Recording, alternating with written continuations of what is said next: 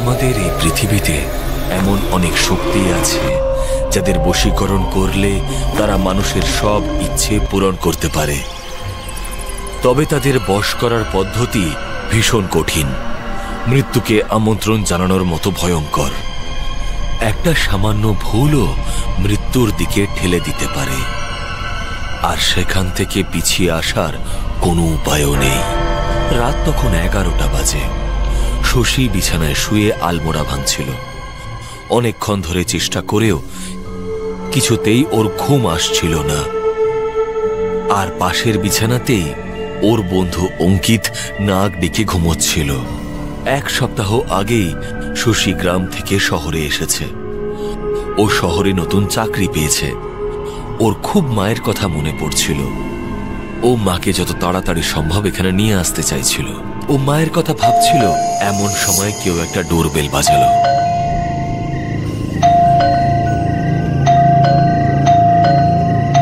শশী ঘড়ির দিকে তাকালো।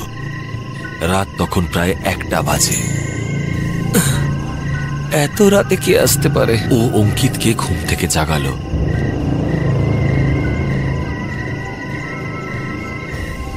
অঙ্কিত দরজাটা খুলল। দরজাটা খুলতেই দেখলো সামনে একজন অপরূপ সুন্দরী মহিলা দাঁড়িয়ে আছে। তার পরনে কালো রঙের শাড়ি আর কপালে বড় একটা টিপ। টিপের রংটাও কালোই। ক্ষমা করবেন, আমি আপনাদের সামনের ফ্ল্যাটে আজকেই শিফট করেছি। সব জিনিসপত্র অগোছালো হয়ে আছে, আর এদিকে মাথাটাও ব্যথা করছে। যদি একটু চা পাতা, চিনি আর একটু দুধ পাওয়া যায় তাহলে। আসলে কি বলুন তো, এই মাথা ব্যথাটা না আমার প্রায় হয়। অনেক ডাক্তার দেখিয়েছি কিন্তু কোনো কাজই হয়নি। চা খেলেও ব্যথাটা পুরো কমে না ঠিকই, তবে একটু আরাম পাওয়া যায়। ভদ্র মহিলা ঘরের ভেতরে এলেন, আর ঘরে ঢুকতেই ওদের সারা ঘর একটা অদ্ভুত মিষ্টি গন্ধে ভরে গেল।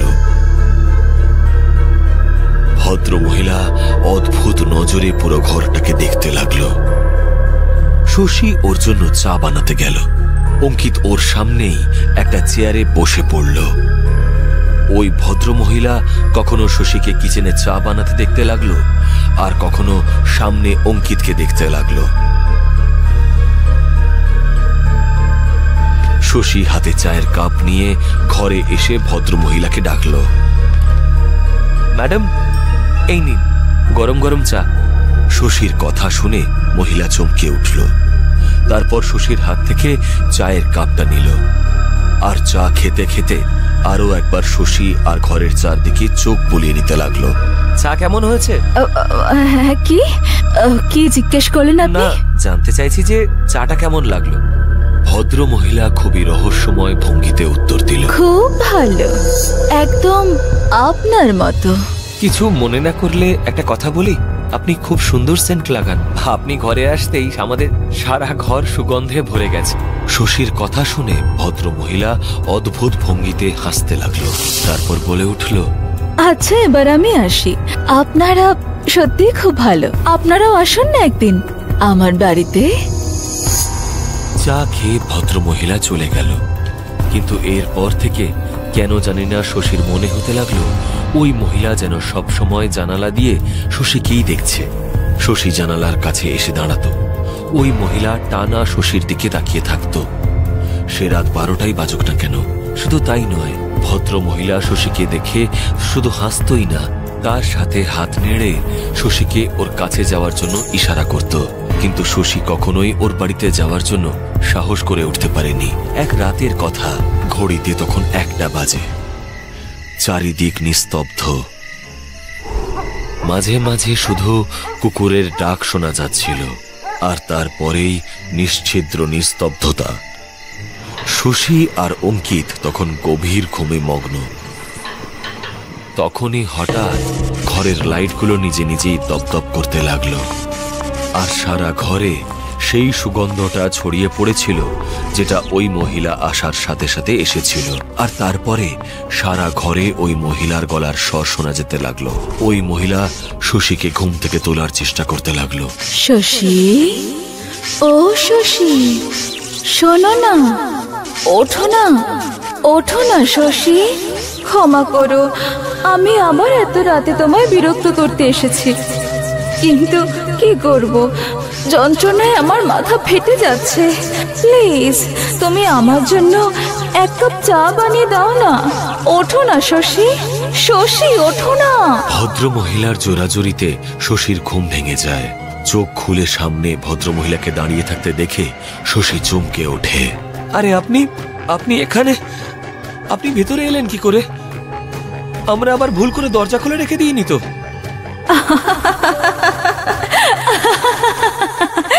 আরে ভয় পেও না, আমি কোনো ডাইনি না যে তুমি এত ভয় পাচ্ছ। তোমরা সত্যি দরজা খুলে রেখে ঘুমিয়ে পড়েছিলে।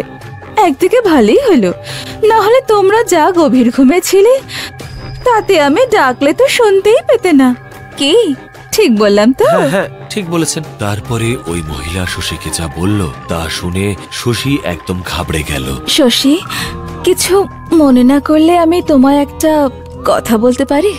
আমি তোমায় খুব ভালোবাসি, খুব ভালোবাসি। আমি তোমাকে আমার বাড়িতে ডাকি, কিন্তু তুমি আসো না। এবার আসবে তো? আসবে তো? আমি যখনই তোমায় ডাকবো আসবে তো? আসবে তো শশী? কথাটা বলে ও শশীর একদম কাছে চলে গেল আর নিজের মুখটা শশীর গলার কাছে নিয়ে এলো। হঠাৎ ওর মুখটা একদম বদলে গেল আর দুটো লম্বা দাঁত বেরিয়ে এলো। ও জোরে শশীর গলার কাছটা কামড়ে ধরল। শশী জোরে চিৎকার করলো। ছাড়ো আমায়, ছাড়ো আমায়, এটা কি করছেন আপনি? ছাড়ো, ছাড়ো আমায় বলছে। শশী নিজের হাত পা ছুঁড়তে থাকে। এসব আওয়াজে অঙ্কিতের ঘুম ভেঙে যায়। ও দেখে শশী ঘুমের মধ্যেই জোরে চেঁচামেচি করছে। অঙ্কিত ওর ঘুম ভাঙায়। শশী, আরে তোর কি হয়েছে? তুই এইভাবে চেঁচাচ্ছিস কেন? আর কাকে ছাড়তে বলছিস তুই? শশী ধড়পড় করে উঠে বসলো আর চারিদিকটা চোখ বড় বড় করে দেখতে লাগলো। অঙ্কিত, অঙ্কিত, আরে ও কোথায় গেল? কে কে কোথায় গেল? ওই যে ওই সামনের বাড়ির মহিলা, ওই বড় টিপ পরা। তোর কি মাথা খারাপ হয়ে গেছে? ও এত রাতে এখানে কেন আসবে? আরে ও তো এক্ষুনি এখানে ছিল, আমাকে চা খাওয়াতে বললো, আর তারপরেই হঠাৎ করে আমার গলায় ওর দাঁত বসিয়ে দিল। দেখো, দেখো আমার গলার দিকে তাকাও, রক্ত বেরোচ্ছে না? শশী অঙ্কিতকে নিজের গলার দিকে দেখায়, কিন্তু গলায় তো কোনো চিহ্নই ছিল না। আরে ভাই, তোর গলায় কিচ্ছু নেই। মনে হচ্ছে তুই কোনো ভয়ের স্বপ্ন দেখেছিলিস। তুই তো আমাকেও ভয় পাইয়ে দিলি। যা এবার ঘুমিয়ে পড় আর আমাকেও ঘুমোতে দে। এটা কি তাহলে স্বপ্ন ছিল? খুবই ভয়ানক স্বপ্ন ছিল। অঙ্কিত আবার ঘুমিয়ে পড়ে। ও ঘুমিয়ে পড়ার পরে শশী জানালার কাছে গিয়ে দাঁড়ায়, আর সেখানে দাঁড়াতেই ও দেখল সেই ভদ্র মহিলা এখনো উল্টো দিকে বারান্দায় দাঁড়িয়ে আছে। ওকে দেখে আবার হাসে আর ওকে ওর বাড়িতে যাবার জন্য ইশারা করে। কেন জানি না শশীর মনে হয় সেদিন ও কোনো স্বপ্ন দেখেনি। তারপর থেকে ও খুব দুশ্চিন্তায় ভুগতে থাকে। একদিন ও এমনিই জানলার কাছে দাঁড়িয়েছিল আর ওই মহিলার বারান্দার দিকে তাকিয়েছিল। তখনও ওই মহিলা একইভাবে হাসছিল। হঠাৎ অঙ্কিতর পেছনে এসে দাঁড়ালো আর বলল, তুই কেন সারাদিন ওই বাড়িটার দিকে তাকিয়ে থাকিস? তোর মাথাটা কি খারাপ হয়ে গেছে নাকি? তুই গত এক সপ্তাহ ধরে অফিসে যাসনি। এই রকম চলতে থাকলে তুই মাকে কি করে এখানে আনবি? অঙ্কিতের কথাটা শুনে শশী খুব দুশ্চিন্তায় পড়ে গেল আর ওকে সব কথা খুলে বলল যে ওই ভদ্র মহিলা সারাদিন ওর দিকে তাকিয়ে থাকে আর ওকে নিজের বাড়িতে ডাকে।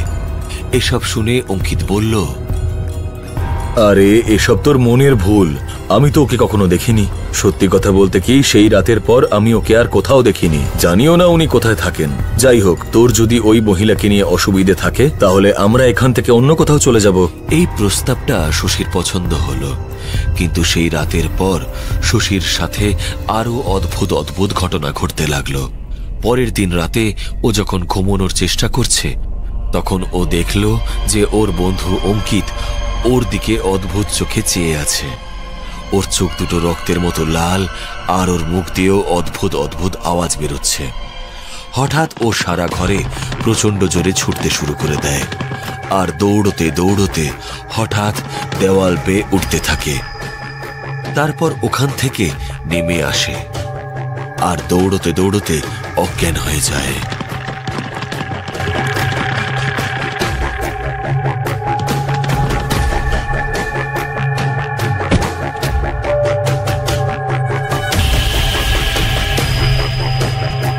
শশী এসব দেখে ভয় পেয়ে যায়। সকালবেলায় শশী যখন অঙ্কিতকে গত রাতের সব ঘটনা বলল তখন অঙ্কিত জানায় যে ওর কোনো কিছুই মনে নেই। এরপর থেকে এই ঘটনাগুলো রোজ রাতে ঘটতে শুরু করে। শশী কিচ্ছু বুঝতে পারছিল না, কিন্তু শশী একটা জিনিস নোটিস করেছিল, এইসব ঘটনা সেদিনের পর থেকে শুরু হয়েছে যেদিন অঙ্কিত এই বাড়িটা ছেড়ে অন্য কোথাও যাবার কথা বলেছিল। অবশ্য সে সময় আরও একটা ঘটনা ঘটেছিল। অঙ্কিতের সবচেয়ে প্রিয় একটা পাঞ্জাবি রোদে শুকোতে দেওয়ার পরই হারিয়ে গেছিল। অঙ্কিত ওটা অনেক খুঁজেছিল, কিন্তু ও সেটা খুঁজে পায়নি। এসবের মধ্যে কেন জানি না শশীর মনে হলো ওদের সাথে যেসব ঘটনা ঘটছে তার পিছনে কোথাও না কোথাও ওই মহিলার যোগ আছে। তার জন্য শশী অঙ্কিতকে কোনোভাবে রাজি করালো। ও ঠিক করলো ওরা দুজনে চুপি চুপি ওই মহিলার বাড়িতে যাবে। ওরা দুজনে ওই বাড়িটার বাইরে পৌঁছতেই ওরা ওই মহিলার গলা শুনতে পেল। শুনে মনে হচ্ছিল মহিলা যেন কারোর সাথে জোরে জোরে কথা বলছে। তুমি আমার ভৃত্য, তোমায় আমার জন্য এই কাজটা করতেই হবে। তুমি আমাকে মারতে পারবে না। দুজনে জানালা দিয়ে ভেতরে দেখার চেষ্টা করতে লাগলো। তারপর ওরা ভিতরে যা দেখলো তা দেখে ভয়ে ওদের দম আটকে এল। ওরা দেখলো ওই মহিলা মেঝেতে শুয়ে ছটফট করছে আর ওর মুখ থেকে রক্ত বেরোচ্ছে আর ও বলছে, তুমি আমার ভৃত্য, তোমায় আমার এই কাজটা করতেই হবে। তুমি আমায় মারতে পারবে না। সামনে কিছু জিনিস ছড়িয়ে পড়েছিল, মানুষের খুলি, কাটা লেবু, লঙ্কা, বাটিতে রক্ত আর 3টে মুন্ডহীন মুরগি। ওখানেই ওরা অঙ্কিতের পাঞ্জাবিটাও দেখতে পেল যেটা হারিয়ে গিয়েছিল আর তাতেই একটা কালো সুতো বাঁধা ছিল। হে ভগবান, এটা তো তোমার সেই পাঞ্জাবিটা যেটা হারিয়ে গিয়েছিল। এই মহিলাটা তো কালো জাদু করছে। কালো জাদু? হ্যাঁ, মা বলতো আমাদের ব্যবহার করার জিনিসে আমাদের দেহের শক্তির অংশ থেকে যায়, যা কালো জাদুতে ব্যবহার করা হয়।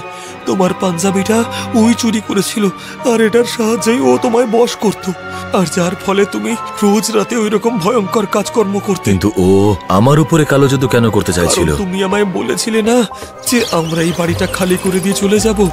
আমি কোথাও চলে যাই সেটা ও চাইনি। কিন্তু কেন?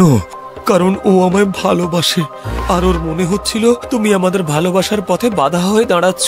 এই মহিলা এটাও চাইছিল যাতে তুমি আমায় মেরে ফেলো, যাতে ও আমার আত্মার উপরে অধিকার ফলাতে পারে আর তারপরে ও আমার আত্মাকে ওর ভৃত্য বানিয়ে ফেলতো। ও এইসব কালো জাদুর মাধ্যমে ও তারই ব্যবস্থা করছিল।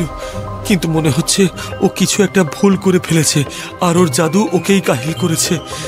যেন সেদিন রাতে ও ওই কালো জাদুর সাহায্যেই আমাকে নিতে এসেছিল, তাই আমি চেঁচাচ্ছিলাম। আর তুমি বলেছিলে যে আমি স্বপ্ন দেখছিলাম, কিন্তু সেদিন ওটা সম্ভব হয়নি। আমার মনে হয় আমাদের এখানে থাকাটা ঠিক হবে না। চলো আমরা বাড়ি চলে যাই। পরের দিন পুরো সোসাইটিতে হুলস্থুল কাণ্ড হয়ে গেল। পুলিশের গাড়ি আর অ্যাম্বুলেন্স সাইরেন বাজাতে বাজাতে সোসাইটির মেইন গেটের সামনে এসে দাঁড়ালো। অঙ্কিত আর শশী ঘরের জানলা দিয়ে নিচের দিকে দেখছিল। ওই মহিলার মৃতদেহকে স্ট্রেচারে করে অ্যাম্বুলেন্সে তোলা হচ্ছিল।